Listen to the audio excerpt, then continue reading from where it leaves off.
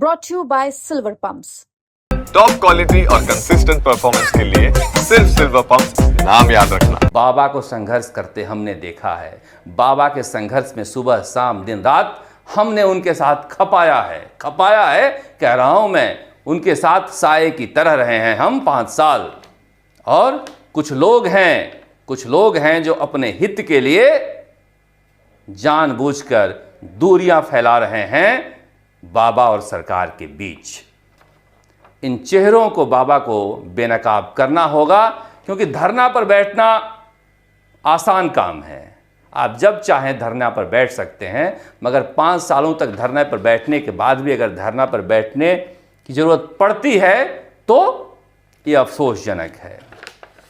अब देखिए, मैं क्यों इस बात को कह रहा हूं कि कांग्रेस और बीजेपी की अप्रोच में अंतर होता है। जिस तरह से दिल्ली जीते हैं, आपको लग रहा होगा केवल केजरीवाल के खिलाफ लोगों में गुस्सा था जिसकी वजह से जीत गए। इतने माइन्यूट लेवल पर ये मेहनत करते हैं और मेहनत अगर दिमाग से की जाए तो आधा काम भी साधा हो जाता है। और यही किया। जैसे ही राजस्थान में इन्हें लगा कि गुर्जर, मीणा और जाट नाराज हैं, हमारा खेल हो सकता है दलित, इन्होंने उपचुनाव में दलितों को साधा। जाट सीटों को नागौर और झुंझुनू जाटों को लाकर जीता। मैं नहीं कहता कि हनुमान बेनीवाल के जाट चले गए और ब्रिजेंद्र ओला के जाट चले गए, मगर बाकी जातियों के साथ 30% भी जाट चले गए तो फिर खेल हो गया ना। हरियाणा में यही तो हुआ है। 30% जाट की जरूरत थी बीजेपी को, 70% लेकर कांग्रेस खड़ी रह गई, अन्य जातियों के साथ निकल गए। आप देखिए, गुजर वोट से राजेंद्र गुजर देवली उनियारा से जीत गए। अगर 80% या 90%, 100% मीणा वोट जगमोहन मीणा को पड़ जाता तो वो चुनाव जीत जाते दौसा में। तो बीजेपी ने बड़े तरीके से बड़ी जातियों के वोट बैंक में सेंध लगाई है कि इन्हें जाना है तो जाएं, हमें तो बाकी जातियों के साथ 20% तो मरते मरते मिलेंगे ही, और यही हमारी कामयाबी का झंडा बुलंद करेगा। जब प्रधानमंत्री कहते हैं तो देखिए कितना माइन्यूट अनुभव है उनका। आप प्रधानमंत्री से सहमत हो या ना हो, जब वो कहते हैं कि 2014 में जब हम आए थे तो कांग्रेस के नेता मंदिर मंदिर घूमते थे, सुबह से शाम इनके पूजा पाठ में गुजरते थे और वीडियो आते थे, मगर नया 9 दिन पुराना 100 दिन। अब बेसिकली ये काम बीजेपी का था, और जिस काम में जो माहिर है उसको वही काम करना चाहिए। अब कांग्रेस मंदिर मंदिर घूमते घूमते 2014 से सीधे एक्सट्रीम वामपंथ की तरफ आ गई है, जिसे धूर वामपंथी विचारधारा कहते हैं।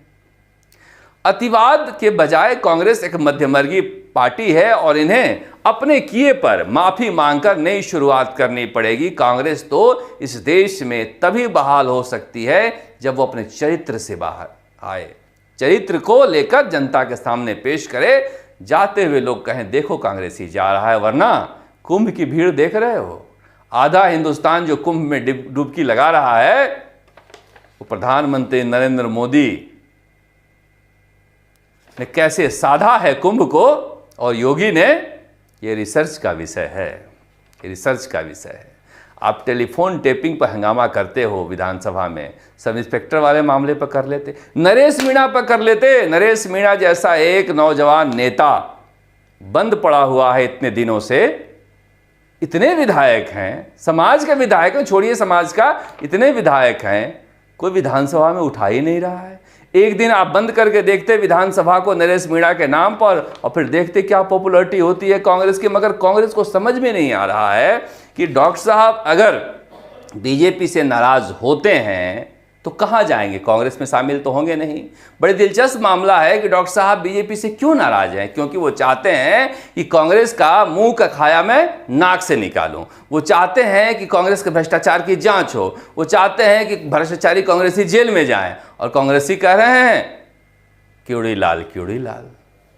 तो आप देखियो कितना बड़ा ये विरोधाभास हो गया है। डॉक्टर साहब ने क्या कहा है कि हमारा टेलीफोन कांग्रेस टेप करती थी और इस सरकार में भी हो रहा है।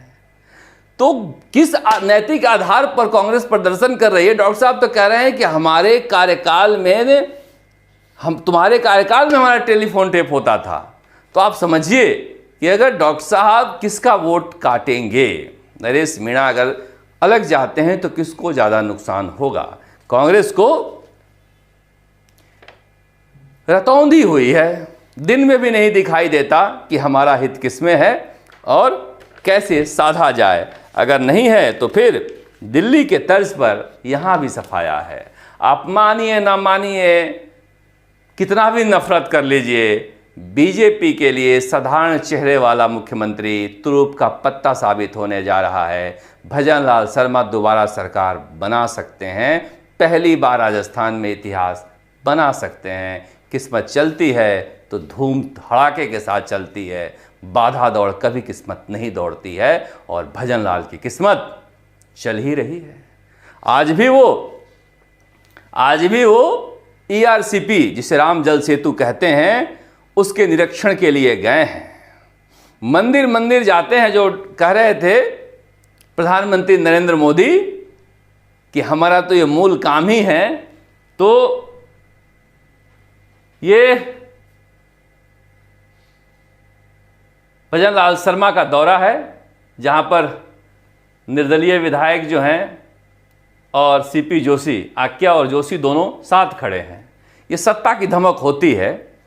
मैं इसलिए कह रहा हूं कि ERCP, राम जल सेतु या फिर झुंझुनू का पानी या फिर रोजगार, ये ऐसे मुद्दे हैं, अगर इसको साथ लिया गया तो फिर कांग्रेस के लिए मुश्किल होगी। ये मंदिर की तस्वीर जरूर आती है, मंदिर की जरूर तस्वीर आती है और मंदिर की तस्वीर को लेकर बीजेपी गौरवान्वित महसूस करती है। मंदिरों की भीड़ देख लीजिए, फिर आपको पता चल जाएगा कि इस वेशभूषा में भजन लाल शर्मा सियासत का अचूक हथियार चला रहे हैं, अचूक। आप छाती पीटते रहिए वामपंथ के कंधे पर चढ़कर, मगर ये तस्वीरें कमाल कर सकती हैं। मगर लौटते हैं इस बात को लेकर कि बाबा को अब कारण बताओ नोटिस मिला है। मैंने आपसे कहा था जब वो अमित शाह से मिलकर आए थे कि बाबा मिल तो आए, आगे क्या? आगे टेलीफोन टेपिंग का मुद्दा आया, अब नोटिस आ गया, अब आगे क्या पता नहीं। मगर राजस्थान की सियासत दिलचस्प हो चली है।